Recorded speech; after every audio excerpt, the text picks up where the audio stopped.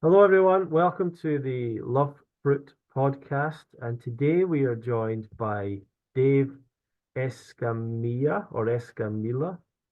I'll find out the exact uh, pronunciation very soon. Dave is, among other things, has a really cool band. For one thing, he's a really good musician.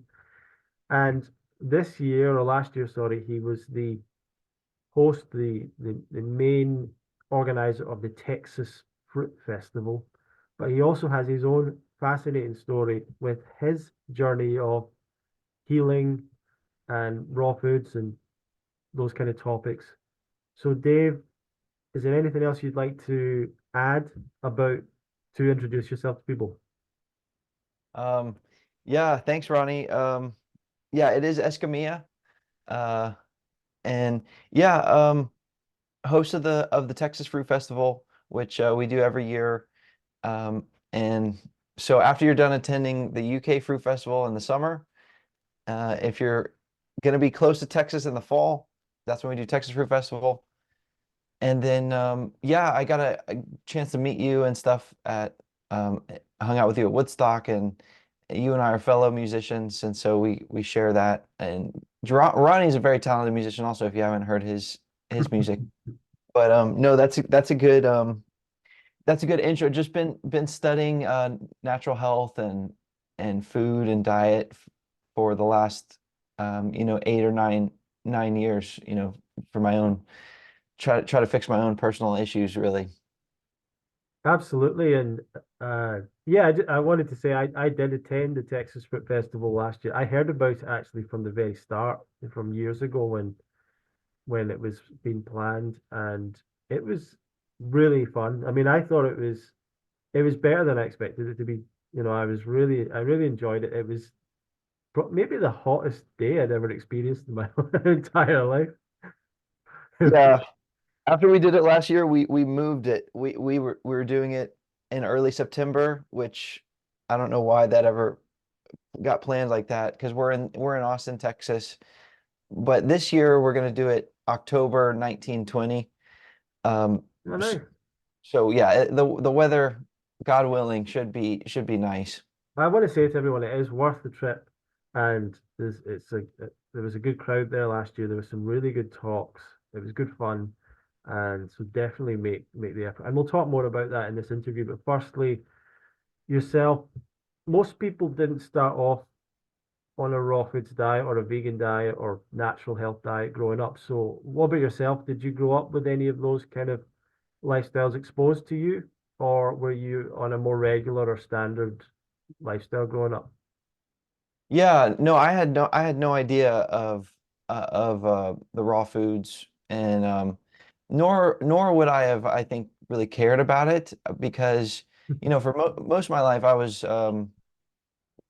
quite happy just eating the standard diet, of processed foods. And I did try not to go too overboard, because you try to keep a good weight and everything, Yeah. so but no, I was all about just enjoying life. I was having my fun, and I didn't even I wasn't thinking too much about even plant-based or any of that type of thing when I was for most of my life until yeah, for basically most of my life until things kind of took a turn when I was like 22. But no, I wasn't thinking about that at all. I would have been the last person to start doing that kind of thing. And did you experience any health issues when you were growing up? No, I mean, I was in fairly good health. And that's why I think more, some people don't want to do anything until there's a problem, basically. If someone's going about their life and they're enjoying relatively good health and they can still eat unhealthy foods, then for the most part, people will just continue to do that until they really are faced with a problem. Yeah, yeah, absolutely, absolutely. Um, and so when was the first time for you that you were exposed to the idea of, experimenting with diet or changing diet? Yeah, so what happened was, and basically when I was 22, I was at the time I was kind of into partying and having a good time and experimenting, and so basically, um, I overdosed on some cough medicine because I was trying to get high off of the cough medicine, basically, which is something that definitely recommend that you never do.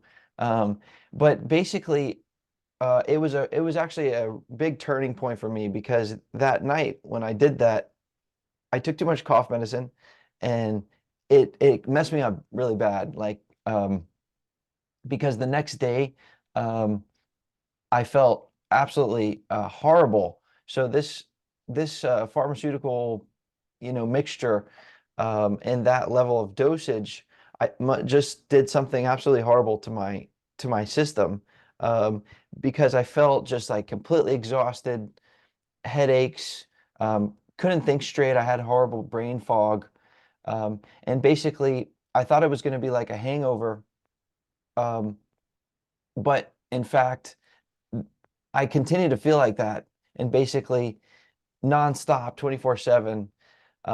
That feeling never went away. And so here I was, basically now in this crisis, and basically for the next about 4 years, I felt like that every single day, and I was like, my life was kind of turned upside down by that whole incident. Could you describe what it felt like?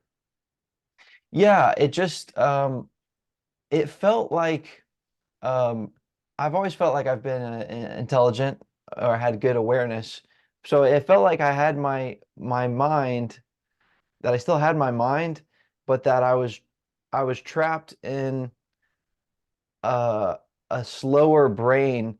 The brain itself was not operating, and I couldn't access my ability to communicate, my ability to, analyze and think through things logically, quickness, my quick wit, my humor, like all those things that I enjoyed, my charm, um, all of that. I couldn't access it. I felt like I was just as smart, but like my faculties were all slowed down, and on top of that, I felt completely exhausted. I was sleeping for like 12 and 14 hours a night, and I was completely exhausted, couldn't think straight. And as you can imagine, I became quite depressed as well, um, during the midst of this. Yeah, yeah. So it was a nightmare. I want to ask about the cough medicine. How did you where did you find that out that you can get high from cough medicine and stuff? How did that happen? Yeah, so this is something that apparently, the kids, I don't know if they still do it. This would have been like, I found out about it in like the mid 2000s when I was in, high school. And what was weird is that, I actually did it a few times in high school, me and my friend, and, um, but I forget where we heard about it, but it was kind of this thing on the that the kids would do. And so, but this was without incident. We did it a few times in high school, did it again in college, and it really went over horribly. And, um, I'm not sure why. I think maybe it's because we use the generic brand. Um, Oh wow. and that's complete speculation. But yeah, apparently kids would do this. And it's really, at the time, I would experiment with all kind of substances, but never had any long lasting issues except for this one. Wow. Wow. So um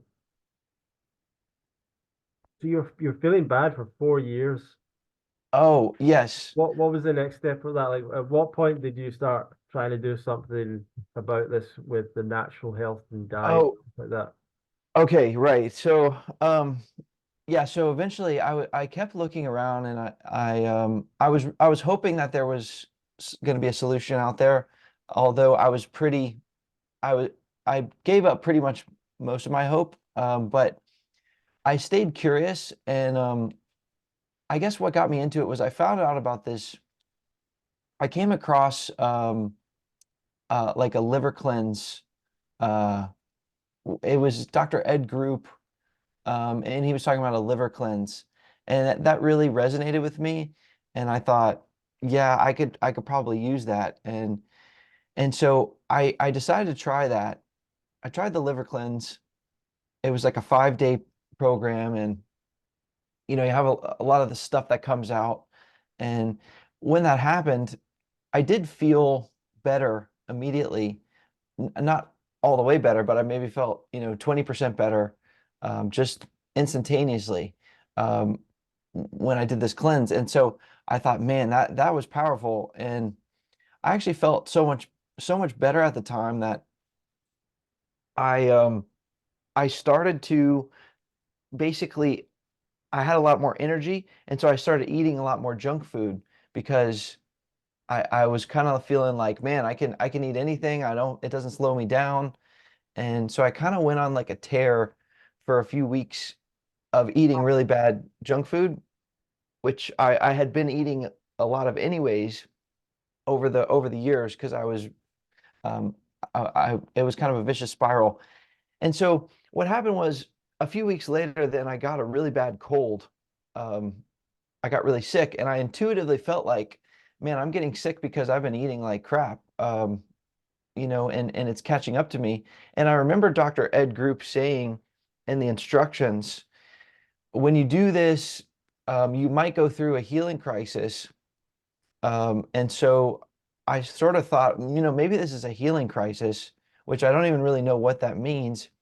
And so I did a search for healing crisis, and that's when I found a video by Dr. Robert Morse, um, who uh, who, if you're listening to this, I'm sure you know.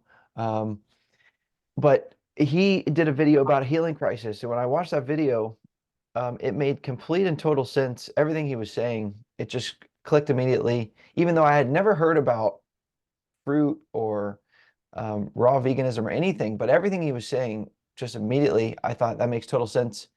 And he was saying, just eat as much fruit as you can, et cetera, et cetera. So then it was a really bad cold. And what I did was I ate as much fruit as I could. I was still eating normal food too, but I was trying to eat a lot of fruit. Um, and what I found was, um, 3 or 4 or 5 days later, after the cold ended, I actually felt better after the cold than I had felt before the cold. And that was a first for me, because normally when I get to the end of the cold, I feel actually slightly worse.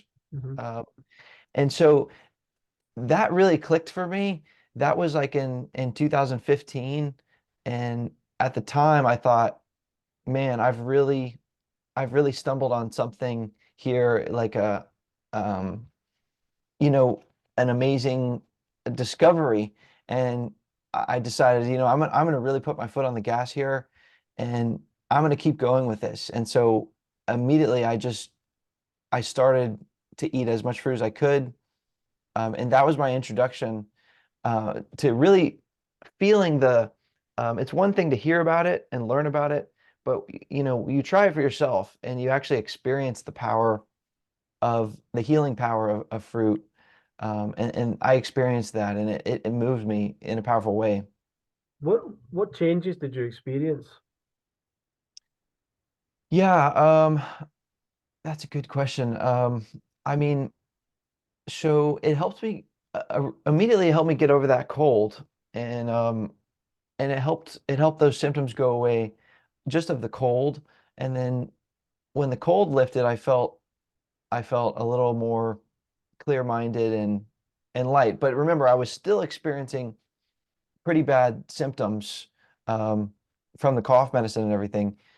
So what I noticed then is when I would eat fruit, I kind of felt like, it was sort of hard to describe, but it felt like sort of like an awakening of the body.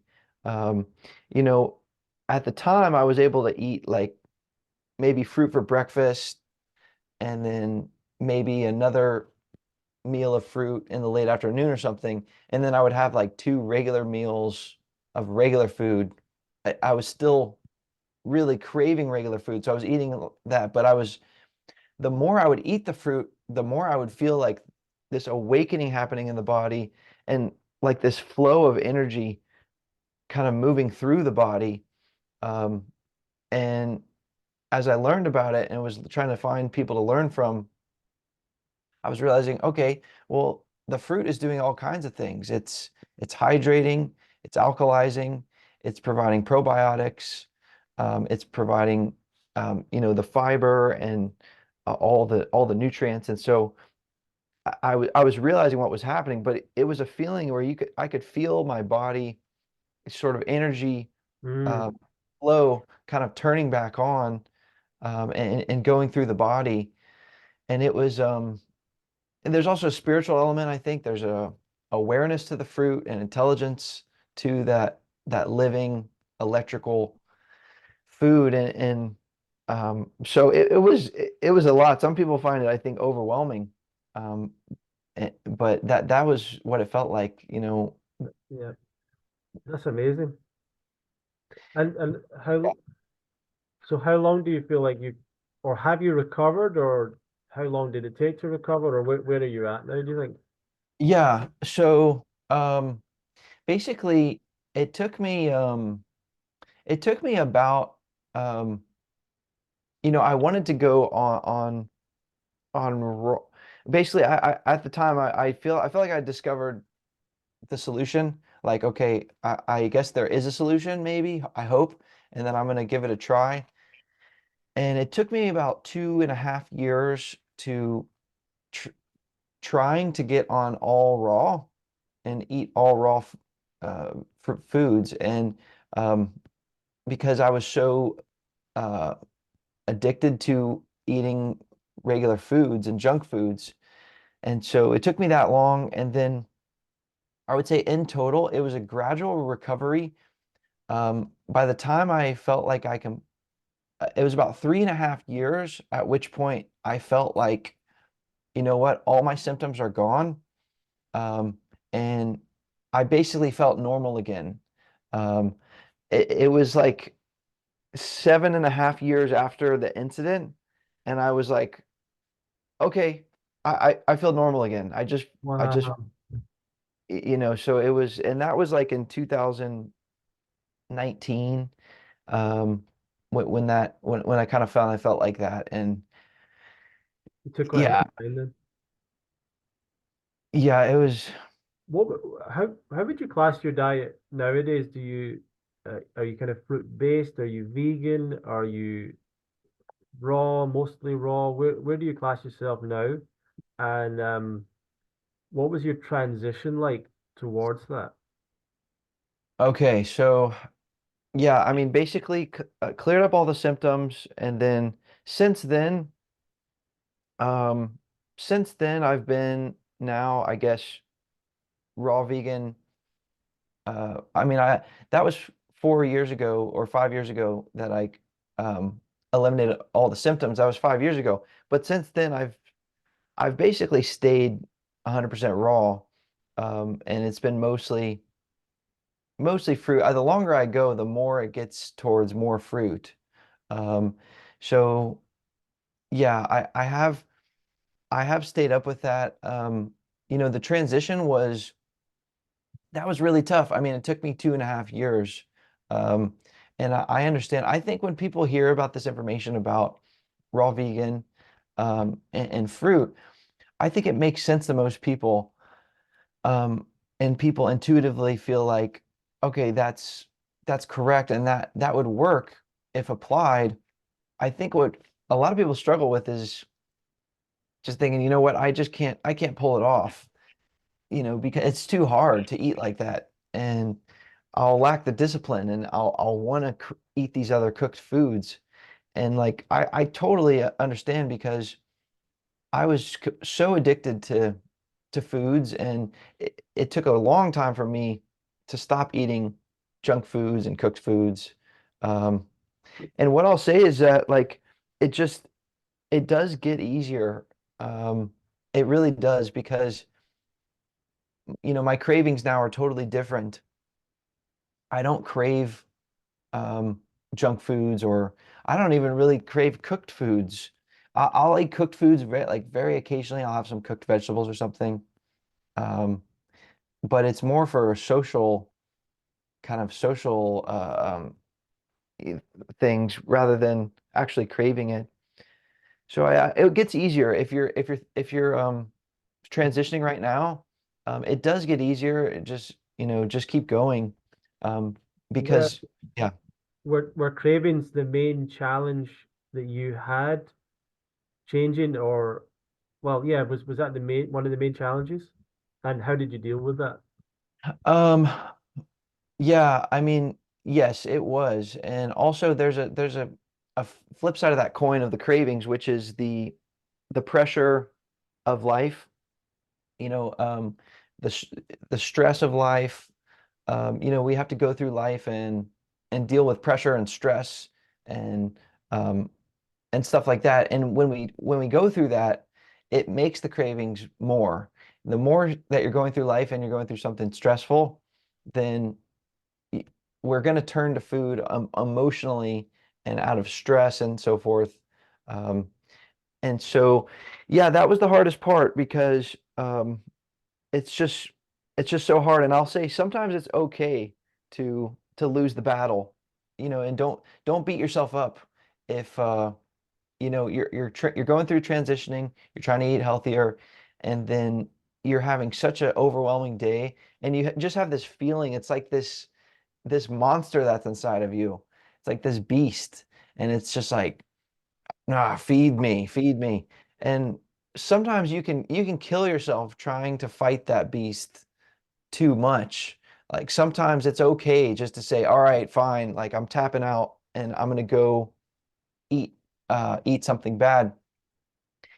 It's a To answer your question fully, it's a really fine line because um you don't, like you said, you want to successfully transition. And so you don't want to give yourself such a pass that you never end up transitioning fully or meeting your goals. And so you want to slowly start eating, start cheating with healthier and healthier foods. Your cheat foods should get progressively healthier. Um, that would be my advice is try to find foods that resemble the foods that you really crave, but that are more healthy. So, for example, instead of um, like try to get off of the flour, if you're eating flour-based foods, try to go to like a gluten-free option. And then after that, try to go to a different option like almond flour, and then go to like coconut flour, and just try to you can nor a lot of times you can find foods that resemble the food you're really craving, but that's healthier, and then try to cheat with that healthier option. Um, that's one. That's a really cool piece of advice. And that it's funny that a lot of people that succeed with changing their diet figure out some of the same things, and some people don't figure these things out, and I think that's why they struggle. But it's a good reason why people should get advice and listen to people who've had these experiences. Oh God, yeah, Ronnie. Let me just say this: if I had been more smart about who I was listening to, and if I had gotten like a mentor, like Yeah. yourself, I could have. First of all, I don't think it would have taken 3.5 years to solve my issues, and I would have avoided so many pitfalls. I think had I been more committed to, I'm going to find a mentor, and I'm gonna Yeah. stuff like that. I personally feel the same. Like I took a route of going to a lot of, oh, I was watching a lot of stuff online and Hmm. going in forums, but I kind of went to a lot of events, and I never officially sort of hooked up with someone as a mentor, or I just went to these events and met the speakers and asked them questions and spent time with them. And that was a lot of it for me, but I do think that it would have helped. And there's a lot of mistakes and things, even though, even if it takes you, even as you're saying, like 3 years or 2 years or 6 months or whatever it is, you can still be making mistakes over 10 years, even small little things that you just get, that you little mistakes you make that you wouldn't mess up if you yeah, if you got the right advice and stuff. So it's really worthwhile seeking someone that can help. Um, Yes, and it doesn't have to be a coach that you pay necessarily. It could be you listen to Ronnie's uh information virtually and you have like a virtual mentor um yeah, that I you would say study. I'd say I kind of did that. I kind of had virtual mentors, but you're right. I like the idea. There's a lot of people that they say, um, like even at Woodstock and stuff, obviously they like want to listen to all the speakers, right? And they want you want to listen to everyone, and people kind of think I'm going to listen to everyone and I'm going to figure it out. And I always think better like find someone that you think has what you want, that you can understand them, it makes sense to you, and just try and follow exactly what they're saying. And don't try and get too complicated with listening to people talking about the carnivore diet and this guy talking about this other diet. This like ignore all that stuff. Just focus on find the person and just follow 100% what they're doing, at least for a while and see what works for you.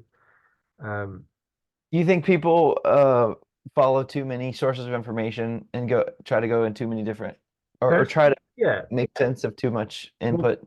well, personally, I think that what we found and say that we went to Woodstock and there's 200, nearly 300 people there, 250. Yep. There'll be people that have left that. To me, that's like this is the best diet you're going to find, the best information you're going to find, pretty much. That you know, and all this stuff. This community's got the best ideas. But a lot of those people will leave that festival and will still go out and listen to all of the gurus that are, all the weird health gurus out there that have all these weird ideas, and none of the ideas make any sense or whatever. But people get so wrapped up in all that stuff, and they never get sort of focused on like the thing that's working for them. And so people that sometimes will come to me and say, "Oh, I heard this person say this about fruit," and I'm like, "Well, so this other person says that fruit's bad for me, or this other person," and you're like, "Well, why have you not taken in the like this is the diet that has like the best explanation, I think, because like Yes. it's like this is the diet that fits our body the best." Like so it's hard to argue with that. It's hard to argue and say, well, actually, we should be eating like Cooked meat. yeah, we should be eating cooked meat, and you're like, well, wait, how does that work? Because all the animals that eat meat, they don't need to cook it, and they get up every day and they want to go and hunt, and they have like claws and fangs and all this stuff that helps, and it's like, isn't that obvious? Well, once you figure this out, once you've found this information, doesn't that blow that all out of the water? But for a lot of people, it doesn't, and they still come back and say, "But this person says I need to take a selenium supplement or a magnesium supplement or all these supplements, and my Chinese herbalist said this, and my kinesiologist said I need to do this," and you're like, "Wait, you're still listening to that information?" So, so yeah, um, What about you, Ronnie? How long have you been into raw foods? like Over 10 years, yeah. yeah, September 2011 was when I watched a video on YouTube. I'd watched Earthlings and I was going to go vegan and I was researching that on YouTube and I came across Tim Van Orden, who was the Raw runner at the Uh-huh. time. And it was like a 7-minute video, a viral video that he was at a talk and he was talking about protein. Like people ask me where I get my protein. Um, they ask if I eat nuts and seeds, legumes, beans, and stuff, but actually I just eat fruits and vegetables. And he explained that we don't actually need protein, we need amino acids. And Yeah. when we cook our food, we're destroying a lot of amino acids. So we eat raw food, we have plenty of amino acids. And then he went on to explain that he was outperforming like people that were half his age in athletics, and he was putting on more muscle than he needed to. And I was like listening to it, and I was amazed by it. And then it turned a few light bulbs on in my head, which was not just the diet side, because I've kind of always been interested in what's the healthiest diet, but also the side of like, where do humans come from and why is our life so complicated and all the animals that have this really simple life? I thought about that for years, and I would watch, the survival shows, and survival shows are always a guy goes out into the wilderness and then he shows you how he makes a weapon and he makes a net and a tent and he makes all this big structure and how he makes a fire. It's like super complicated. You're like, how how's anyone gonna how come, how do we have to do all this? So when Tim said this, it was almost like at the same time, it was like, wait, this all makes sense now. Like it was so, and it was a number of different realizations after that. Um, but I started to experiment fairly quickly after that. I wouldn't say I dived in straight away and was 100% raw or anything, but I started to experiment slowly with it and dip my feet in the water. And then the next August, I went to Woodstock the first time and I stuck with it after that. Like at Woodstock, that was kind of like all that year I was on and off. And then I decided running up to Woodstock, right, I'll stick with it. So maybe July, I stayed raw into going to Woodstock. And at Woodstock, I just met like a whole bunch of the, long-term raw vegan people. And I remember particularly like there's a guy called Robert Lockhart who's passed away, but he was an Australian guy and he was one of the speakers. And I got to talk to him a little bit, and we had made a bit of a good connection. And one morning, I went to the basketball court, and he was working out just by himself. And this was a guy in his 70s, and he was working out, and his body was like really flexible, and he didn't have any pains, any arthritis, any aches or pains in his knees, everything. And I just thought, and he was really committed to the diet, but not in a kind of dogmatic way, just like he was relaxed about it. And that's what I liked about the people that have been doing it long term. They were all relaxed about it. They weren't like freaking out about the diet or, it wasn't a difficult thing. It was just easy for them. And they didn't even talk about it that much. It wasn't like they were obsessed with it. People would claim that about raw vegans, but actually they're not really obsessed with food or their diet or anything. And I just remember thinking, I want to be like these guys. Like I want to be working out in my 70s and have no physical problems and all that, and be sharp. And um, so that started being the pattern. I loved the tribe. It was like the first time Yes. I thought like I really fit in with these people. Like they take care of themselves. It completely makes sense for them to take care of themselves. They don't. They're into personal development. A lot of them are into spiritual stuff. Like they're curious about life. Um, quite empathetic people quite a lot of the time. So it was like this is a really cool tribe of people. So I've always loved coming to the events, and because just the people you meet is really cool mix of people. Um, Greatest friends you'll ever make, greatest friends. yes, Good influence. You know how you have those friends that are through your life that are like the bad influence friends that you have. These are the complete opposite. These are good influence friends on you, yeah, that are gonna, yeah. exactly, yeah, yeah, and it's amazing as well. Some of those people from going to that first Woodstock that I went to, I'm not necessarily in touch with all of them at all, and a lot of them aren't on this path anymore, raw vegan or whatever. But a lot of them went on to do really cool things with their life, and I'm absolutely sure that the festival and that community of people was very inspiring to them and was a big wake up call. And like some of them got on YouTube. They started doing raw vegan stuff, but maybe they changed and ended up doing some other kind of a YouTube channel, and it just changed their life. Like it was just um so seminal and like in so many people's lives and taking their life in a different direction.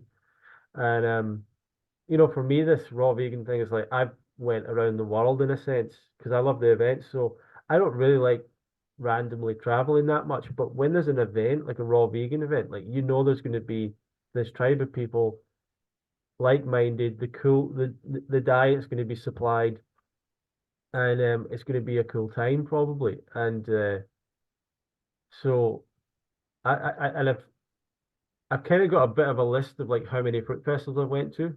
I've got a bit of an ego How about it. many? I've got it's a bit like 37. Yeah. Wow.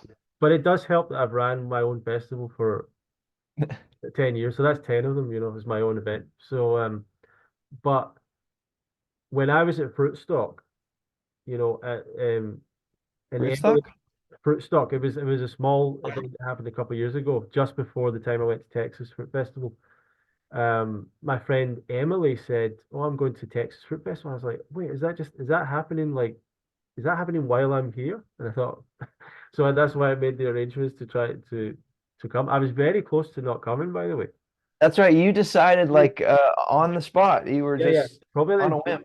the day or 2 days before, I was like, should we do this? Should we do this? I was with a friend as well, and then I thought, yeah, yeah, let's go. And I was really glad I went. As soon as I turned up, I was like, this is great. This You is know what? great, great. This is really good advice, which is if you're listening to this and you're dipping your toe in the water, you're learning from online people and you're testing out the information for yourself.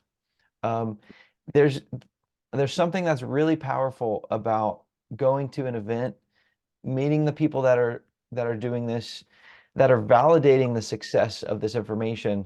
So if you're in Europe, you know, go to UK Fruit Festival, or even if you're not in Europe, or go to the Woodstock Fruit Festival, or go to Texas Fruit Festival, because it makes the information real and it validates Yeah, the success. I want to say this as well. Like, even if a person's not a raw vegan, they enjoy these events.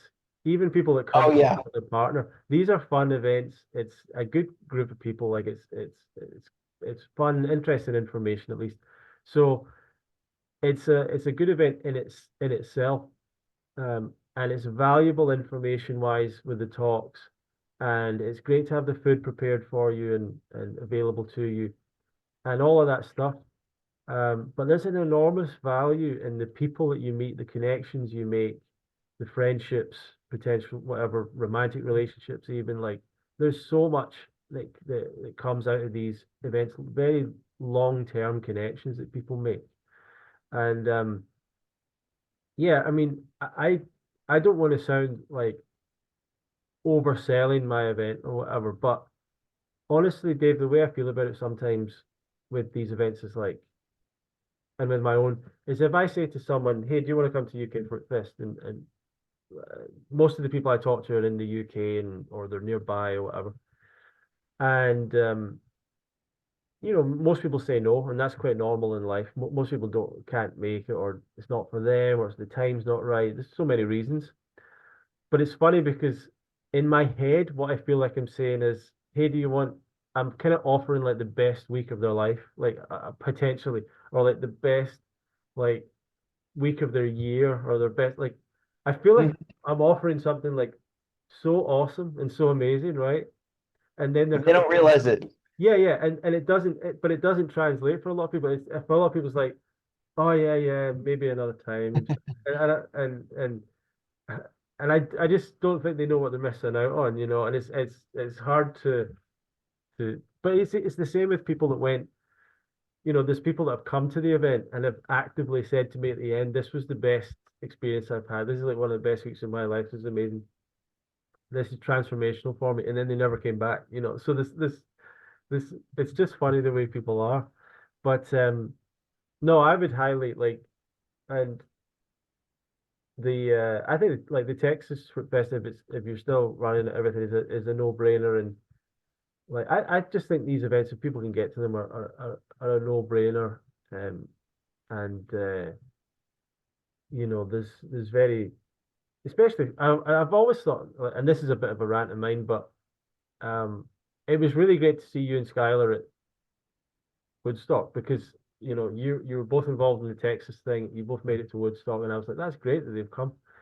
There's so many people in the US that are raw vegans that have heard of Woodstock that haven't went, and it's been going for 11, 12 years, and I was so many, and I had friends who were raw vegans in the US, and I'd messaged them and said, "You're gonna go to Woodstock?" They'd be like, "Nah, nah, it's not for me," or they'd have excuses why they weren't going. Yeah. I'd just be like. It's this is too much money. They'll say, oh, it's too much money. yeah, they would say there's always this thing like I could go to Thailand for 3 months for what you spend on going to Woodstock. And they're kind of right about that, although it's not as cheap to go to Thailand or whatever and live on durian as people like to think. Um uh but But it's it's an excuse. But people have these rationalizations oh yeah. about when you Yeah. ask them. Yeah, but it's one of those things where it's so I interviewed a guy who said that kind of thing to me, or I saw him say this online, Dave. He was like, for the price of going to one of these festivals, I could go to Thailand for 3 months or wherever, Vietnam for 3 months or whatever, and live on fruit there. And it's like, okay, cool. Maybe you can, maybe. I would still dispute that because you have to take a flight out there, passport, other expenses, whatever. Um, but that's what he claimed. I also interviewed that guy about his story on a raw vegan journey. And he told me he went out to Thailand and his story was like he nearly died in Thailand, right? Because he basically got like anorexic. He started to believe in like sort of semi-breatharian ideas. He was a crazy body weight. He was like a skeleton. One of his friends killed himself. Like all this crazy stuff happened. And and then he goes, and then he goes, and then he's saying stuff like, "Yeah, why would you go to Woodstock? I can go to Thailand for 3 months." And I've always seen him say that, and I'm like, "Well, you nearly died in Thailand. Like at like at Woodstock, you get the advice, you get like real long-term mentorship. You get people who aren't the famous people. You get the people that have been doing this for 20, 30 years, who no one knows about, who are just like cool people that do this for themselves, and and you also meet kind of other people who you get this community where if you are in a place, well, if you want to go traveling somewhere, maybe you've now got friends you want to go with so that you're not alone in a place and you're not falling apart and falling into bad advice, bad information. Like at my fruit festival, it's very clear for me to try and stop bad information. Like I don't want to put someone on stage who's saying, "Hey, you don't even have to eat. You can live on breath," or hey, you Right. can you can do dry fasting for 20 days and just not drink any water and not eat any food. Like I don't want to put any dangerous information out. So we 100%. yeah, yeah. So we want to at the events, at the very least, you'll get mostly at least you'll get like a high quality advice. Um, so it's No, been you're not overselling it. Ronnie is not overselling it, and neither am I. It yeah, is it it's is the not best decision, one of the best decisions you'll ever make. yeah, yeah, it's just like if someone is in a position where they're going to go for a holiday experience anyway, like it's a worthwhile thing to do. Um, but let me get back to your story there, because what I wanted to ask you was Yes. there was challenges with the cravings and stuff, but what about social? How did it affect your social life, your friendship life, family life? Did you have challenges with that? For sure, yeah. So, that's one thing, like it's it's a challenge, and there's no way really around it. You have to be able to deal with that side of it, because here here's here's the irony of how this all works, is that you're going through life and you're going to be presented with like the secrets of the universe, the solutions to all your health problems, and it's going to be delivered in this box to you and all the information about how to do it. And then it's going to be basically like, okay, here, this is all you have to do, and it works. Okay, but the price that there's a price. You pay a price to do it. And part of that price is that some people they're gonna look at you like you're a freak. Like like you're a space alien, basically. They're gonna look at you. And so, it's yeah, it's created some frictions for me. I think I've had friends that were friends of mine who kind of, judged me for it, or um, you know, it can create distance. Mm, Uh, I've had that experience where someone that you used to be close with as a friend, now you're still friends, but now there's kind of more of a distance, and they don't feel as much affinity because they're over here for whatever reason. I think just food is just so personal to people, and it's such a like animal thing. So I've definitely had that experience, and I think some people are out there trying to sugarcoat it and say, um, that you can get around that type of thing and still live this lifestyle. But I'm basically, my opinion is that it's gonna happen. Like you're gonna have some price that you pay socially I, to basically solve all your health problems. That's the price you pay to do it. I love the way that you put that. The way you put that, where you said like, here's the secret to the here's your answer, but here's the sacrifice. And it's really fascinating that. And for a lot of people, it might not be. A lot of people they decide not to make that sacrifice, I suppose. But um, do you have any specific situations, or how have you dealt with that socially, or when you get difficult questions or things like that, people make fun of you, or how have you learned to deal with that? Um, yeah, that's a really good question. I would say part of it I think is for me, I like to create some personal space and personal boundaries. Um, and I enjoy my own space, my own time. So like things like figuring out, like for example, if you're a younger person, maybe figure out how to not have roommates, you know, um, just because now this might be a lesson regardless of what you're eating, just like it's good to basically empower your own space and your own individuality, and to be able to create a space and create a boundary and have that.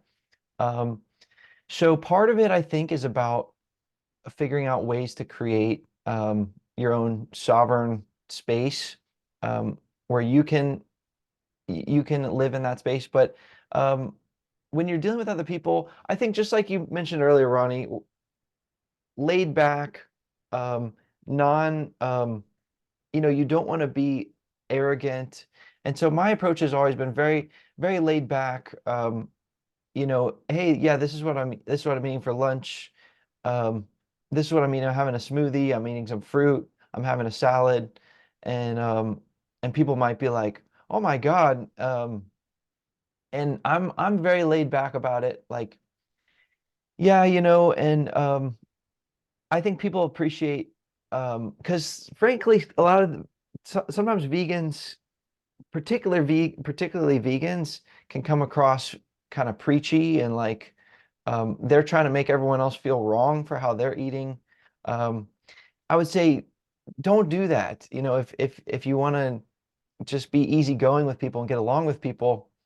So I think people appreciate when you're laid back, relax about it, and just say, hey, here's what I say. I say like, yeah, I'm kind of like I got into eating this way because of X, Y, and Z. I had some health problems, and now I'm basically I'm basically trapped. Like I'm basically have to eat this way because regular food is like my kryptonite now. And if I eat regular food, I feel horrible. So I'm basically just I'm trapped like this for life, I guess. And it's kind of like a little bit of self-deprecating humor, but Sure. people kind of appreciate that. I, But it's true. It is true because I just whenever I try to go back and eat regular food, it just I don't feel good. humor is a brilliant way of dealing with it. I think there's a lot of people that try and deal with it by arguing with people, or saying, well, I'm right and you're wrong, and that doesn't really. First, they probably don't really, they're not really looking to understand what you're doing entirely, and they probably don't care that much. But also, it just creates arguments and weird vibes, bad vibes. Yes. and you'll by not doing that, by not trying to be right and just sharing with someone where you're coming from in an open way, it it might plant a seed. Most people are not going to be interested, but it might plant a seed with somebody, and then years later, maybe now they're having a health problem. They might think back and say, you know what? I remember that time I talked to Ronnie and he was like, he saw, he was doing this, and that seed might suddenly grow into something later. The interesting But, thing, but not trying to pitch somebody, not trying to be so like um, persuade everybody all the time to eat this. I'm definitely not that person going around like trying to convince people to eat like this. well, Um, yeah.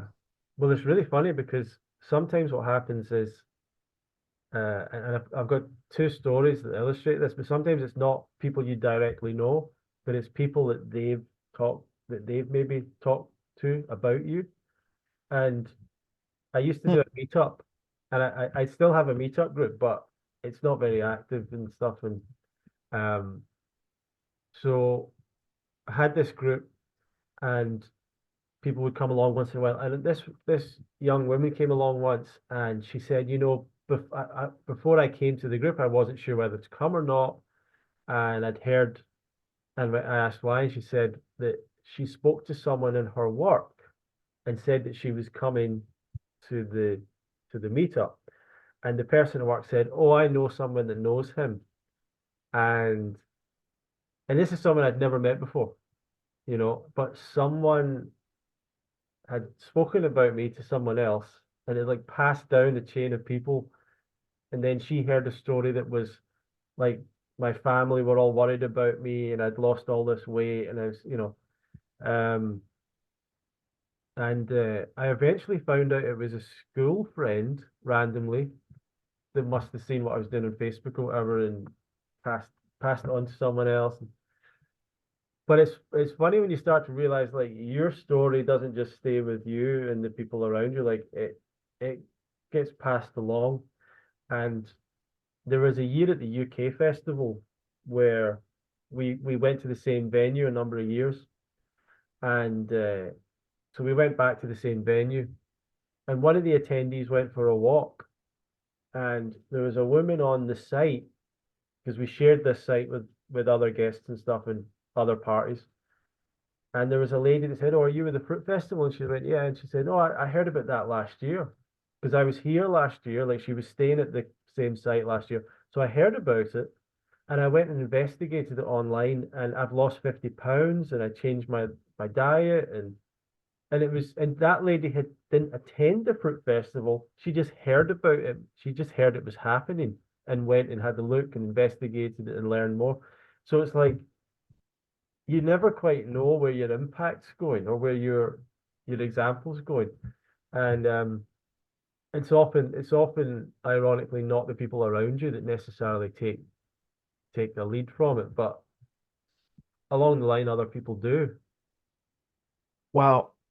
Yeah, that's amazing. And you know what? It reminds me of something too, which is that you can have people that become concerned about you. Um, I think there's a lot of misunderstanding that happens, and like and also like losing weight. Like for example, when I was going through this many years, it's now been what, 8, 9 years or something that I've been investigating this stuff, but like there was a time where I was losing weight and I became kind of like gaunt looking. Um, and I did kind of look like I don't know, just kind of, and my skin was like kind of got really pale, and I was like, and so I didn't look that healthy, but you can see this happen where the body will sometimes break itself down and get rid of stuff and then build itself back up. So then after that, I started to look more athletic and get more tone.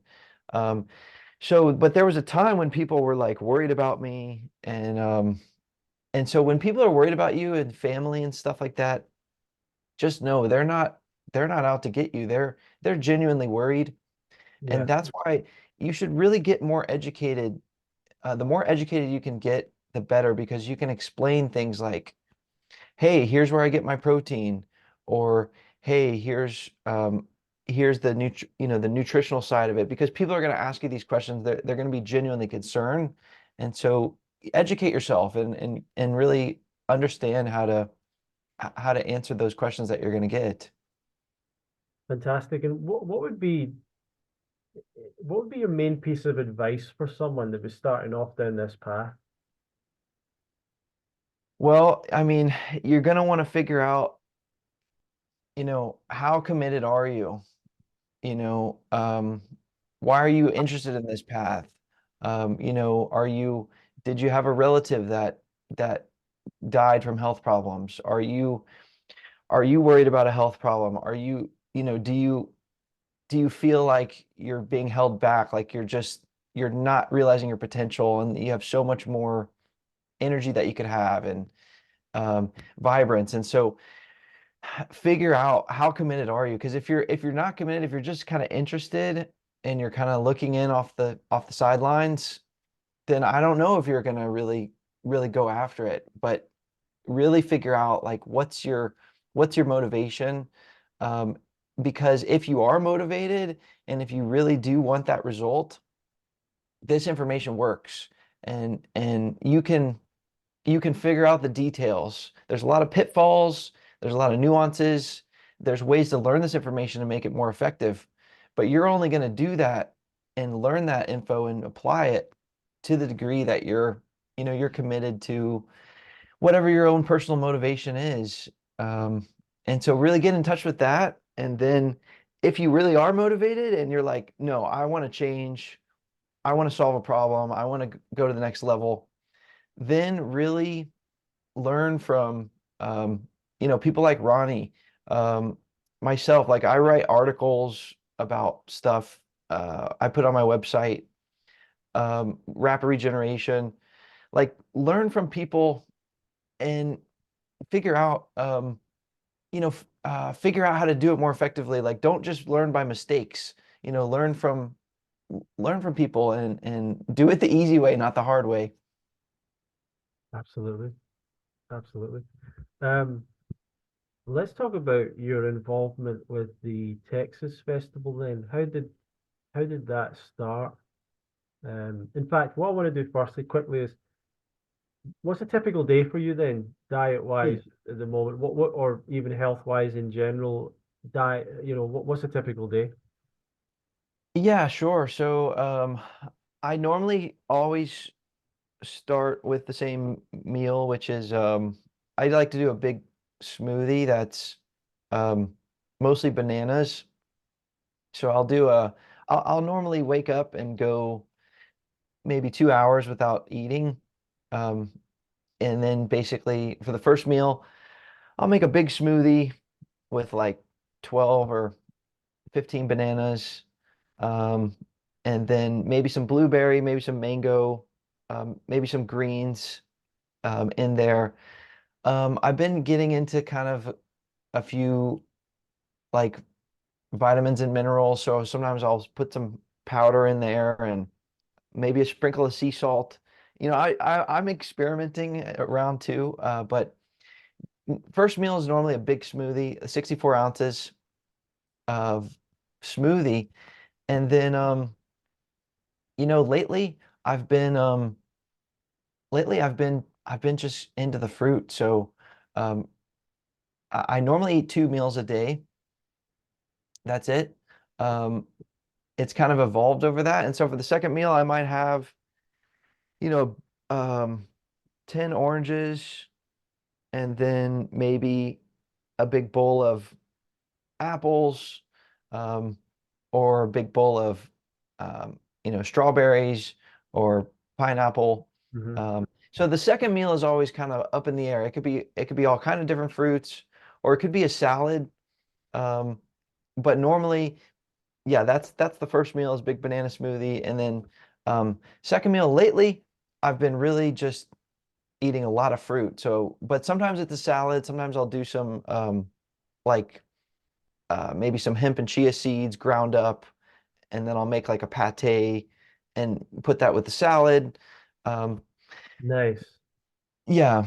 Are you a recipe guy? I mean, you're saying you're more into you're going towards more simplicity, it seems, with the fruits. Are you a recipe guy? Are you a mono meals guy? Like, do you do the same thing all the time? You like to mix it up? What's your way of doing Um, I'm not the most glamorous like raw vegan person. Like I see people on Instagram, and I'm like, man, that looks amazing. Like I wish I could. Uh, you know, maybe that's one thing I'll grow into is and it's fun. You should get a dehydrator and you should get these recipes and try them out for yourself. My schedule is normally I keep a really busy schedule, and so that's mostly what it comes down to is that it? I want to prepare something quick and easy. Um, so I'm really a smoothie guy. I like smoothies and I like yeah, I guess getting more into mono meals, although there's nothing wrong with a big with mixing fruits together. I mean, maybe there is, but that's okay too. But mostly I'll do like two different fruits for dinner. But yeah, I'll eat them one and then the other kind of separately. But Amazing. just for expediency's sake, um, I, That's I like the prepared raw vegan foods too. But yeah, I like those too, but just don't prepare much. let's talk about the Texas Fruit Festival and how did you find out about that? How did you get involved? Yeah, so it was started in 2021, and basically another person started it, Tiffany, and she put on a really great event. And basically, I got involved in 2022 for the second one, and I was basically helping Tiffany out with that one. And then for the third year, um, the founder of Texas Fruit Festival basically was just dealing with a lot of things, family has family responsibilities and work responsibilities, and just basically asked if I could take it over because just didn't have the bandwidth. And so for the third one, which was 2023, um, basically I took it over and put it on with the help of other people like Skylar, um, Karen, and Maya and Dulce, and there was people that helped, a lot of people that helped out, and yeah, it's funny because we do like a regular meetup in Austin. So if you're ever in Austin, we normally meet the first Sunday of the month at 6 p.m. at Casa de Luz. And so for us, it was kind of like, well, we're doing a meetup anyways. Let's just do a festival.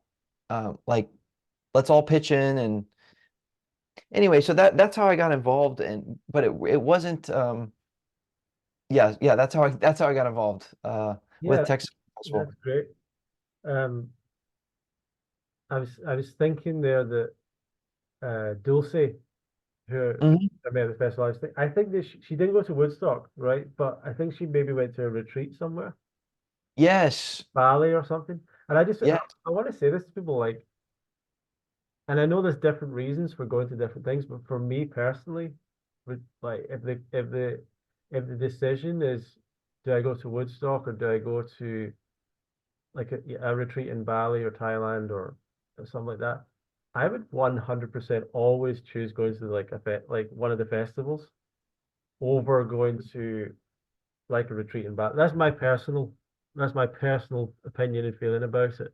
Um, and I tried to convince her, Ronnie. well, Dulce, if you're listening to this, Dulce, come to Woodstock next year. We want you there. well, No, but people, yeah, sorry, yeah. Well, she also got certified in she was getting certified as a yoga instructor. Um, right. but Yeah. she did listen to me and she said, and Dulce, if you're listening, she did say that she was going to come to Woodstock hopefully next year. Because you're right, Ronnie is right. It'll be better than whatever the other. Well, you loved it more than maybe anyone this year because I remember speaking to you at the event and you were like totally blown away by it. I felt like you just absolutely loved it and you really got it. It no, it was, and the other thing is I think people are on a subconscious level, I'm gonna go out on a limb here, but people are they're afraid to really do something nice for themselves. Wow. Like they feel like maybe on a subconscious level, on an emotional level, like maybe they don't really deserve it. Like they're like, oh, it's so extravagant and everything like that. And so when you do something like that for yourself, it is powerful. Yes, because it's a great event, but you're really like valuing yourself and no, but I was having a blast because the event was so well done. The vibrations there were unbelievable, and the people were just amazing.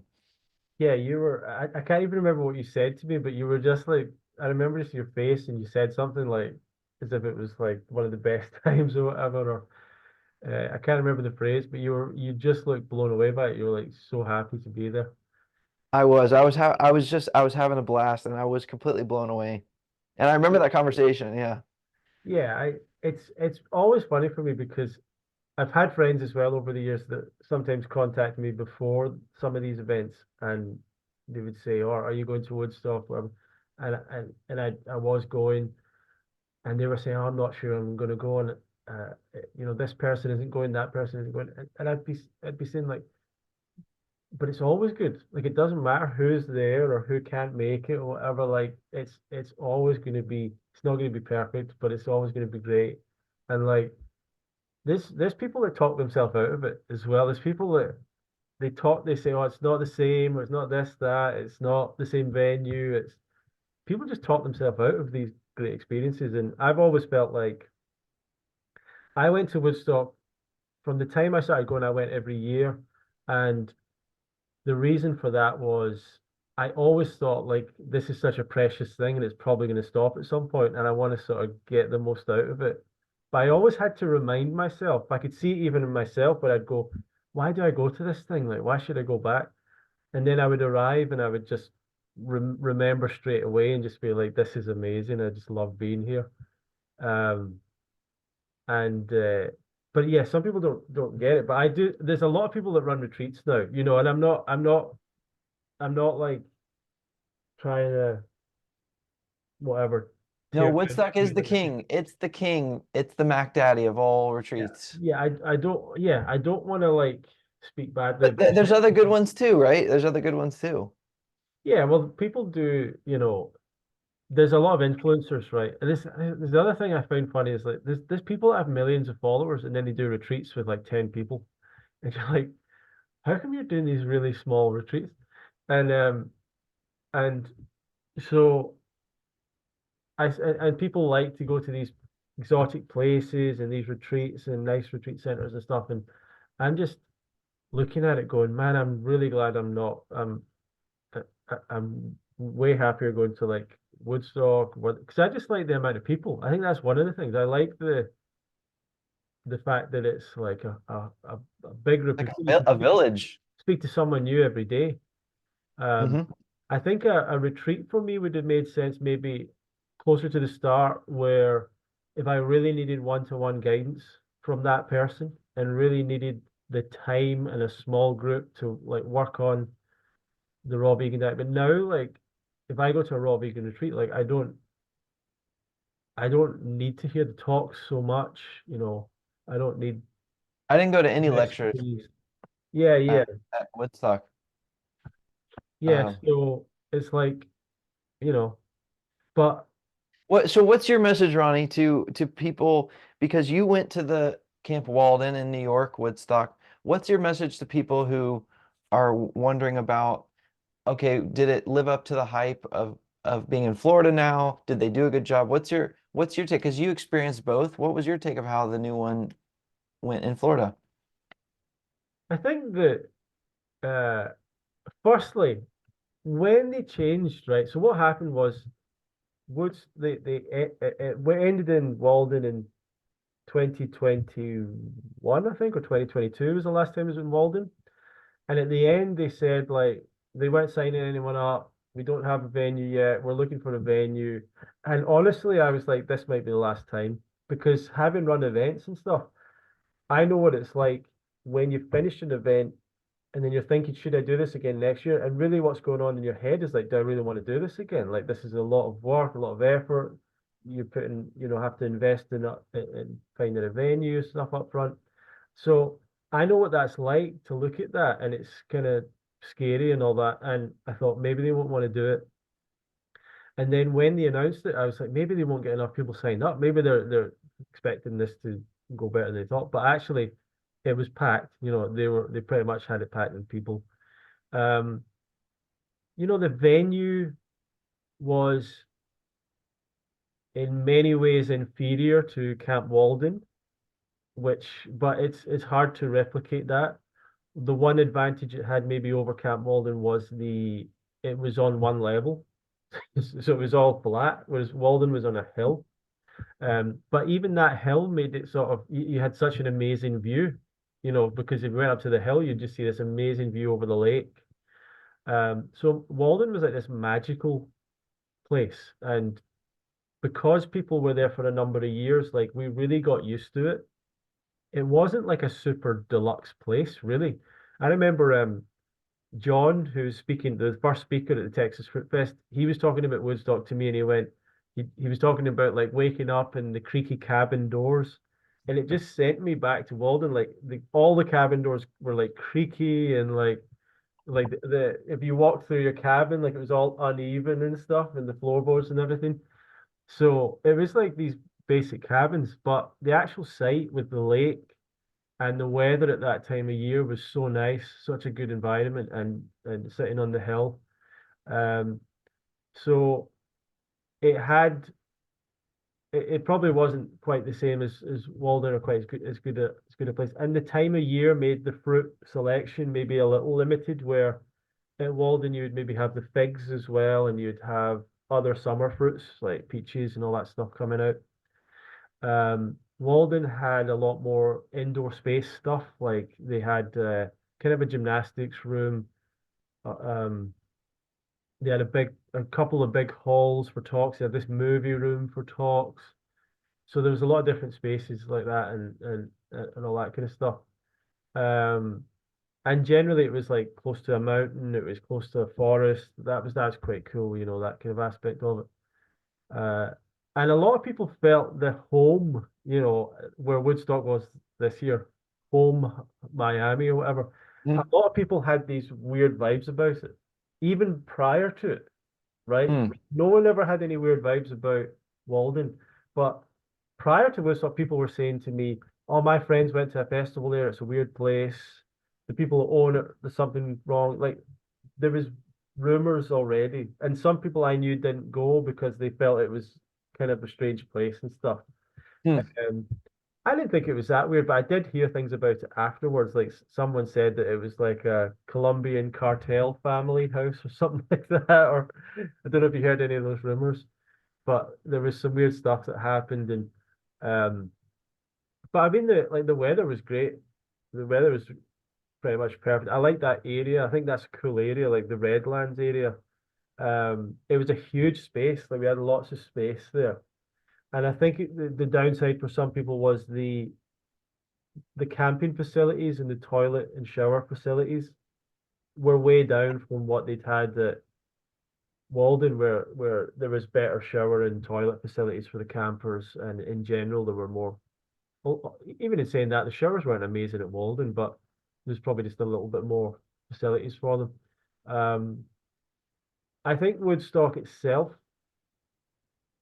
this year, actually the venue wasn't really a big part of what people complained about. Some of the people that did, it wasn't. The venue was actually good. They probably could have used it better, and there was things that really should be organized better in advance. How the food was put out the first night, it took ages for people to get fed. I think there was times where things were an hour late. There was events you were going to that were 20 minutes late, 30 minutes late. It's like stuff like that doesn't need to happen. So there was just a lack of management, leadership, organization for some of that element of it. but the food was really great, I thought, in general. And once again, it's about it's for me, for a lot of people there, it's about the people. And if there's a comfortable space to be, food, some stuff to do, like it's really not that complicated. We enjoy ourselves, we spend time with friends, we meet new people, and we have a blast. Like it's really simple. Sharing this lifestyle with other people, just eating fruit in the sunshine, by the jumping in the water, being with friends. Like I've got friends, people that I've known for 10 years, 8, 9, 10 years, that I've had significant moments in my life with, that I was spending time with at Woodstock this year. It's just, I don't get that much where I am at home. Ironically, like I have more friends like there, I guess, than to some degree in my where I live here.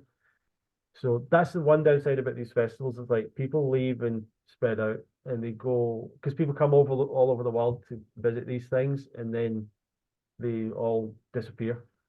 And that's a bit of a downside. So for me, like I'd like to do a really more local festival, maybe in Yes. what you have with it.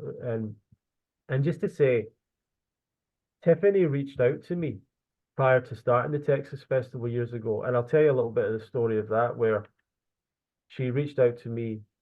She she reached out to a number of people, not just me. She reached out to a number of people, and I said to her, she had a big dream, right? She wanted to book this venue. She wanted to get loads of people there, and she had this big plan. And I just was talking to her and I was saying like, do you have experience with doing this? Do you have any background with this? Do you know it? Do you have like a network and an audience of people that might come? Do you know any of the influencers or do you, as I was asking all these different questions, and she pretty much didn't, she had the passion and desire to do it, but she didn't have a lot of resources wise. And I said to her, I think what you should maybe do is just do a meetup and just do that for a while and build a network with people and get in touch with people and start developing the idea and find people that you can do it with and and see if you like running events and stuff and then do it. And um I think she wanted a bit more than that. I think she wanted me to sort of coach her a bit more in running this event. And I had to say to her at one point, listen, I'm not a coach. Like I don't teach people to do this, and I don't necessarily want to push people into doing this because it can be a difficult thing. And I think she sort of fell out with me a little bit and didn't want didn't want to speak to me after that for a while. And um, but also like she shared something about breatharianism or something, and I was like, "Do you really believe in that?" And I think maybe she did at the time, or she was interested in that, and I did, and we had a bit of a conflict over that maybe. But it's great that she did it and put it together. And I remember in the first year she had David Wolf there, and I was like I was really like impressed by, surprised by that. Like I've been trying to do an interview with David Wolf like in this podcast for years, and I've got through to an assistant or something, but they never like actually make it happen because we're not a big enough podcast, I guess, for him. But to be honest, but so I was surprised. Like I guess he's like a friend of Tiffany's or something, or something. So. Uh, Yeah, she got a bunch of people. She got Jane that's Robert Berlin as well. Shane, yeah, John from OK Raw. Oh yeah. Um and even Robert Morse spoke over Zoom. Yep, yep. But no, she had a huge Tiffany's, I mean, special person and had a giant vision of changing the whole world and to explode, starting here in Central Texas. And so yeah, kind of amazing that her vision starting that. And by the way, circling back to the Woodstock question, if you're listening to this, okay, you just heard Ronnie. He's not sugarcoating it.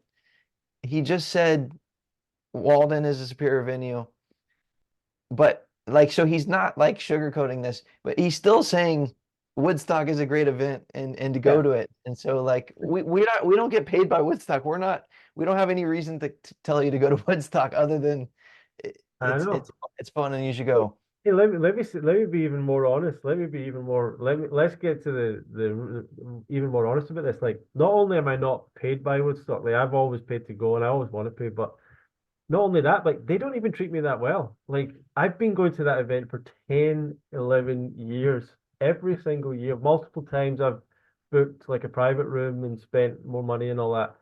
Traveling from abroad, like they never reach out to me and send me a personal message or a thank you or really anything. Like it's not like Woodstock itself or the people involved who run it are uh, treat like treat us all fantastically well. It's not like they're the best at customer service or admin or management or like there's a lot of flaws in what they do, and and I'm I'm happy I'm happy to share that with people and in a sense and like here are some of the downsides if you want, um that there is a sense sometimes of it's a little bit mismanaged or it's a little bit all over the place and the opening ceremony was like a lot of different people sharing different ideas and the closing ceremony and one of the random attendees stood up and started making a speech like out of the blue. It's quite a good speech actually, but it's just like there's a little bit of like chaos involved at times. Um, but even with all that, the thing of being able to bring all those like-minded people together, 250 odd people, um, the food is all is the food team is great. Like the people that run the food and everything is they've been doing it for years and they're usually really, really good. They made a few small mistakes this year, but it's usually really good. So when you get the food right, um, Oh, the, the food was phenomenal. the Yeah. venue is pretty good. You know, there is activities if you want to go. A lot of people don't even bother to go to a lot of the activities, but they are there. And we had the lagoon area. There was like a party every day. You know, That and was fun. they do have a few people there that bring the vibe. The fun vibe, the party, the music, the sugarcane bar, the orange juice bar, the all that stuff, and that just adds that little bit of special to it. And um, Jeanette's a good leader at the event. I think they could do with a stronger leadership. I like a little bit stronger leadership, stronger structure, like keeping things on time. And I think their schedule, I would say to people, I don't like the way they write their schedule. I think it's too many things on at the same time. Too many like It was hard to choose sometimes, hard to choose part, because yeah. So you would have eight things on sometimes, eight things on at the same time, and then you would have a period where there's nothing on. And their argument to that is, well, people need the time to socialize and get to know each other, but people will choose to do that anyway, regardless of what's on the schedule and everything is. When you get into one of those, I call them like Woodstock conversations, because you turn up at Woodstock. Like literally, I turned up at the airport to take the bus to the festival, right? And one of the first conversations I had was with a friend of mine, and she starts talking to me, and we're talking, and really quickly she's talking about um when she goes to sleep, she has like lucid dreams, she goes on journeys. We're talking about that. It's like I don't have conversations like this in regular life most of the time. You know what I mean? Like this is the kind of conversation that happens in Woodstock all the time. This is like the first conversation with people. Like they talk to you about their lucid dream traveling, astral projection stuff, and like whatever, like just amazing stories and things that you hear from people. And then someone's like, they nearly died and they healed from that. And you're just listening to like amazing stories from people all the time. And I can't express to people how the connection and just the people value of it. Like I don't know what you call that, but um I love it, man. I I- love I'll um I'll mention one last thing about Woodstock, which is I think one of my favorite parts about it, because you said something earlier, which is you don't have to be a raw vegan to enjoy it. yeah, Um, I met this couple there, and it was like the first night, right.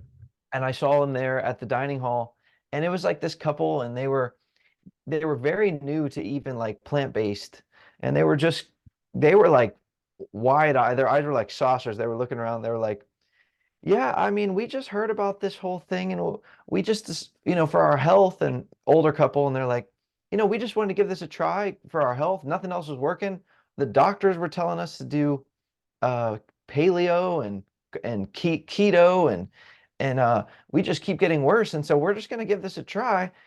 And they were so green to everything, and they were like, we don't even know how we're going to eat like this for a whole week. Like it's we're going to get so hungry. And then I saw them again like on like the fourth night, and they're like, man, we're having a total blast. We're not hungry at all. We're loving this. Like that was one of the funnest things for me to see, like, because they were so not raw vegans, Yeah. decided to come to this event, and they were having an absolute blast. I mean, Well, that was great. the random people that have showed up at that festival over the years that have no right to be there. It's like what, like when you speak to them and they're like, as you're saying, like they've never been raw a day in their life. They're not vegan, and you're like, how did you get here? And I can't get raw vegans to come to this. Like, you really should be here, and yet they fit in. They have a great time. They Yep. they there's a lot of people like that who just maybe they came through a friend or someone mentioned it to them or something random, and like by all rights they shouldn't be there. They're not the kind of person you would expect, but they um they become like a really sometimes they become a really important part of the event and they love it, and they're not I like literally not vegan even, but they love coming to Woodstock. Like there's so many people that have been like that. Um and it's been a common thing where a woman has brought her family to the event, and she's like, I didn't know my husband would like this and all this. And this has happened at a lot of the festivals, and the husband has a better time than the wife. And he's not a vegan or a raw vegan. He's just loving it. Like he's just, getting involved with the activities, the sports, the fun. That's one thing I'd like Woodstock to get the sports. There was a volleyball court there. We didn't have one game.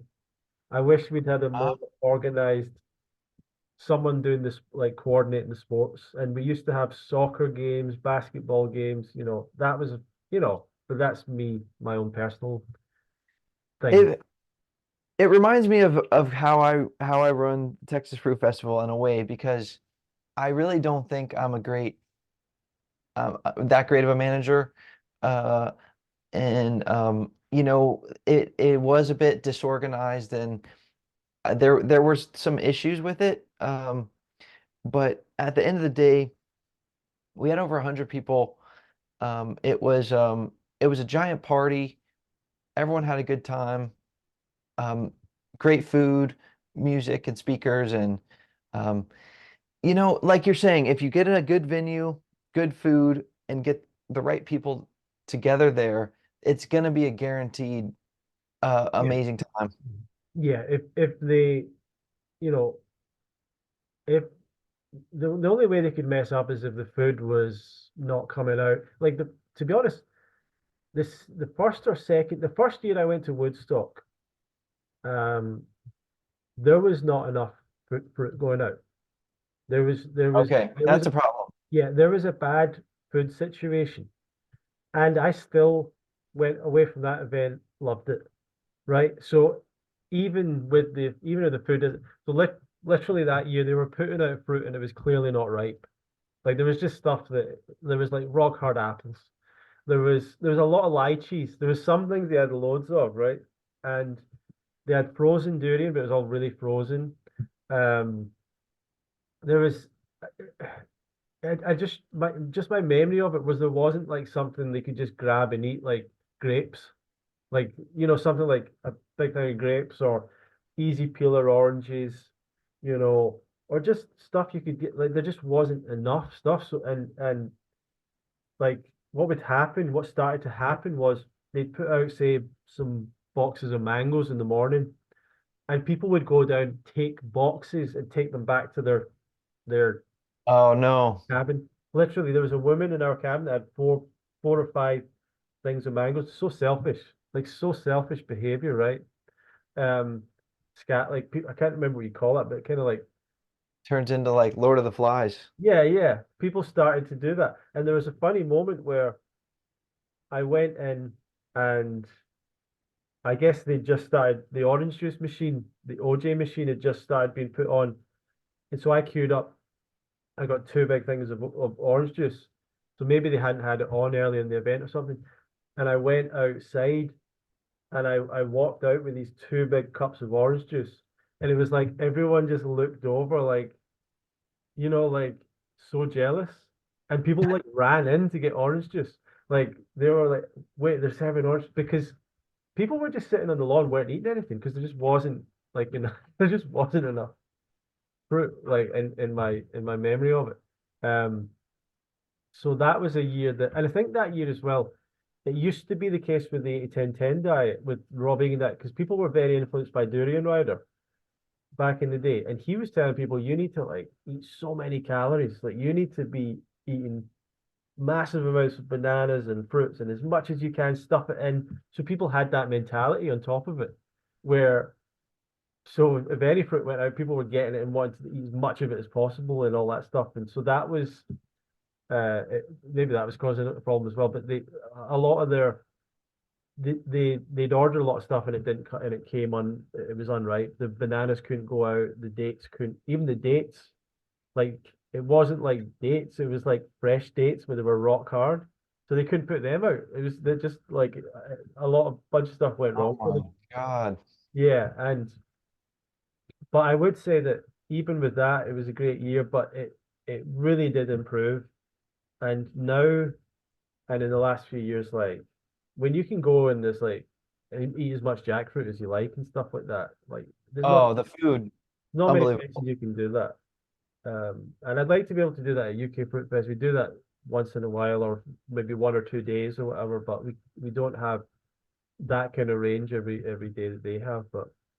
Um, but no, it's I I do love it. I hope it can continue. I hope it's right for the people that are running it and involved with it. I think they've got some good people around them now, and I hope they can create a bit of a vision and a plan of what they want to do, what they want to turn it into. Because as an Yes. attendant as well, like I want to feel the vision, and that's something that I felt this year, like, where's it going? What are we doing here? Like, what's happening next? You kind of want to know that as well. You want to feel like, I don't want this to be the last time I see all these people. I'd like to know that something's going to happen. Even like, Yes. even like the WhatsApp group, I don't know if you're in the WhatsApp group, but that's Howard that started. It wasn't Woodstock that started it. It's Howard.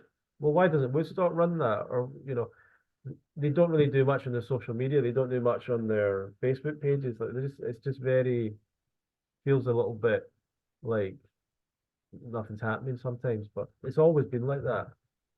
But anyway, so let's. Do it again, Woodstock. Do another one, please, in 2025. And yeah. How can people get in touch with you or find out about you, or if they want to come to your meetups and the Texas event, where's the best way for them to find you and interact? Yeah, so if you want to do the Texas Fruit Festival in 2024, it's going to be October 19th and 20th that weekend. It's a free event that weekend. You can go to texasfruitfestival.com. That also has the details of our meetup that we do here in Austin.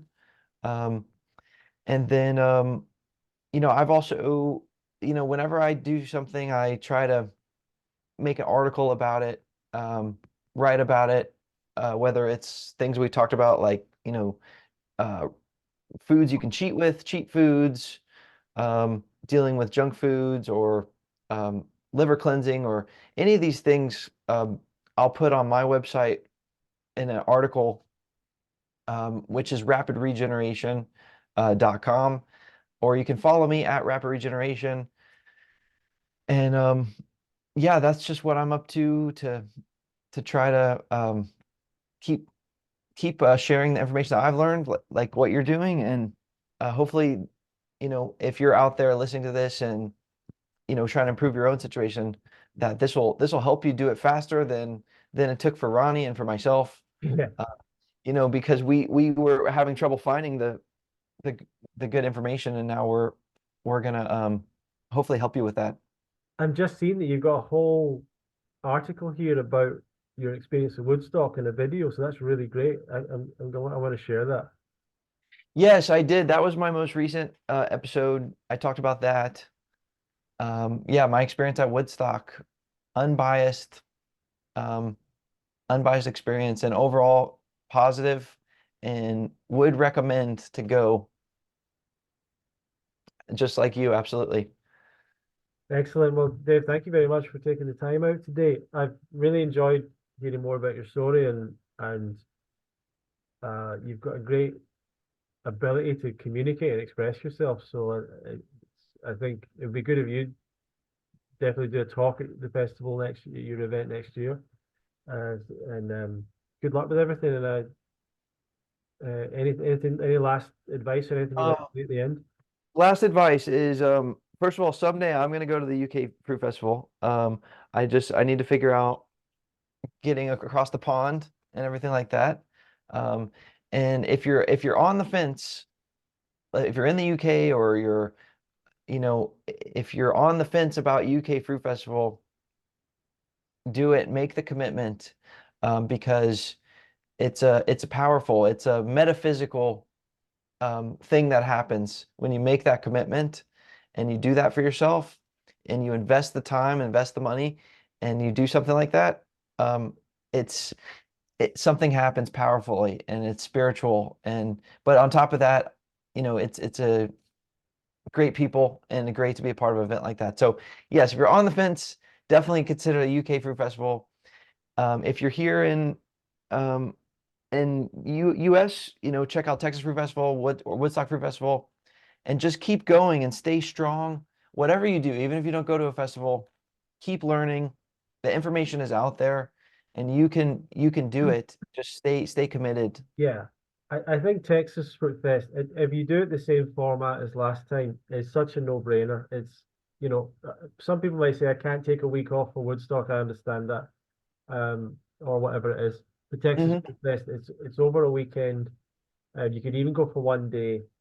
Like, Texas is very, I think, easy to get to for a lot of Austin, Texas, for a lot of the US. Maybe it's a $50 sprint. What was it? Sprint flight or whatever it's called? Spirit. Sorry, Spirit or whatever. Like Yep. cheap air flights and whatever to get there. Like it's so simple and it's We'll these. find you a place to stay. If you're not a complete weirdo, we'll find you a place to stay. Just get in touch with me. Get in touch with me. Get yourself here. Yeah. And thank you for what you said about the UK festival. It's 20 for this year, which is 2024, depending on well, obviously people might listen to it in the future, but for this year, we run from the 26th of July to the 2nd of August. We usually are the last week of July for people that are interested. This will be the 11th festival.